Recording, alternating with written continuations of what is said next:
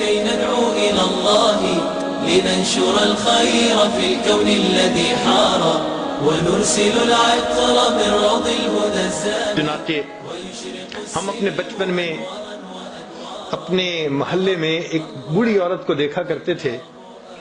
وہ پاگل تھی. بچے اس کو تنگ کرتے تھے، کنکر مارتے تھے. تو مجھے میری امی کہتی تھی بیٹا اس کو کبھی نہ تنگ کرنا، کبھی کنکر نہ مارنا. تو میں ہمیشہ کھڑے ہو کے، چھوٹا بچہ تھا، اس کو دیکھا کرتا تھا کہ یہ کیوں ایسے پاگل سی ہے، دیوانی سی ہے. جب بڑے ہوئے تو پھر والدہ نے اس کا قصہ سنایا. کہنے لگی کہ یہ ہمارے محلے کی ایک اچھے گھرانے کی خاتون تھی، جوان العمر تھی. اللہ نے اس کو بیٹا دیا. بیٹا بھی بڑا خوبصورت، گھر کے کام میں لگی ہوئی تھی. اب بچہ اپنی ماں سے بہت اٹیچڈ تھا. کچھ بچے ہوتے ہیں نا، گود کا چسکا ہوتا ہے کہ ہر وقت ماں ہی گود میں اٹھائے رکھے. وہ بھی اسی قسم کا بچہ تھا. اس عورت نے کوئی کام سمیٹنا تھا تو یہ اس بچے کو فیڈر دے کے لٹا کر گئی کہ تم اب جو ہے نا لیٹ جانا، اب باہر مت آنا، مجھے کام سمیٹنا ہے. اور بچہ فیڈر پہ کے پھر باہر. وہ تو معصوم بچہ تھا، چھوٹا تھا. تو ماں اس کو پھر لے کے آئی اور کہا کہ تم مجھے بہت تنگ کر رہے ہو، اب بالکل میرے پیچھے مت آنا. بچہ پھر آ گیا. اب اس کو غصہ آ گیا اور غصہ کنٹرول نہ ہوا تو یہ بچے پہ برسنے لگی. اس کو بہت سخت سخت کہا میں تجھے سلا کے آئی تھی، کیوں میرے پیچھے آ گیا، تنگ کرتا ہے مجھے، سویا سو ہی جاتا تو اچھا تھا. جب اس نے یہ الفاظ کہہ دیے نا کہ تو سویا سو ہی جاتا تو اچھا تھا، اللہ کی پکڑ آ گئی.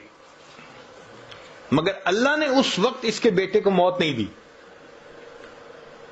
دعا قبول کر لی کہ یہ بد دعا تمہاری زبان سے نکلی نا بیٹے کے بارے میں، غصے میں آ کے، اس کو تو ہم قبول کر لیتے ہیں، ابھی اس کو موت نہیں دیتے. اب وہ بچہ بڑا ہوا، لکھا پڑھا، وہ اسکول کا سب سے انٹیلیجنٹ بچہ، وہ کالج میں اسکالرشپ پانے والا بچہ. جب وہ فائنل ماسٹر ڈگری کر کے آیا تو اس نے بزنس شروع کیا. اتنا اچھا بزنس چلا اس کا کہ پورے شہر کے لوگ اس بچے کی مثالیں دیتے تھے کہ دیکھو اتنے اچھے اخلاق والا، تحمل مزاجی والا، خوش مزاج، اچھے بچہ، اتنا اچھا اس کا بزنس ہے. لوگ اس کی شکل دیکھتے تھے، تمنا کرتے تھے کہ میری بیٹی کا رشتہ اس سے ہو جائے، بہن کا رشتہ اس سے ہو جائے. وہ ایسا نوجوان بچہ تھا. لوگ اپنے بیٹوں کو مثالیں دیتے تھے، بیٹا ایسا بننا. لو جی، بالکل جب جوانی کا وقت تھا، اب ماں نے اس کے لیے اپنے ہی رشتہ داروں میں کوئی بہت خوبصورت بچی حور پری ڈھونڈی.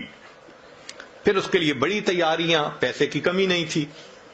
جب سب چیزوں کی تیاری ہو گئی اور شادی میں ابھی صرف 3 دن تھے، اللہ کی شان کہ بچہ اپنے ہی گھر میں چل رہا تھا، فرش دھویا تھا اور ابھی گیلا تھا، پاؤں جو پھسلا، یہ نوجوان سر کے بل گرا اور اس کی موت آ گئی. اللہ نے پھل کو پکنے دیا. جب پھل پک کے تیار ہو گیا تب اللہ نے پھل کاٹا. اب تجھے سمجھ لگے گی کہ تو نے میری کس نعمت کی ناقدری کی تھی. ماں کے ذہن پہ اتنا صدمہ اس کی موت کا ہوا کہ وہ ذہنی توازن کھو بیٹھی. وہ گلیوں کے اندر بس تن کے چنا کرتی تھی. تو کبھی نقد سزا ملتی ہے، نکیر، اور کبھی اس میں تاخیر ہو جاتی ہے.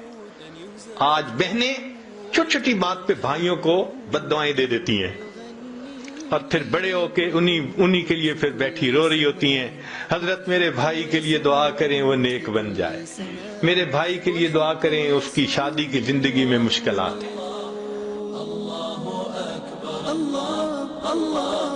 اللہ اکبر، لا الہ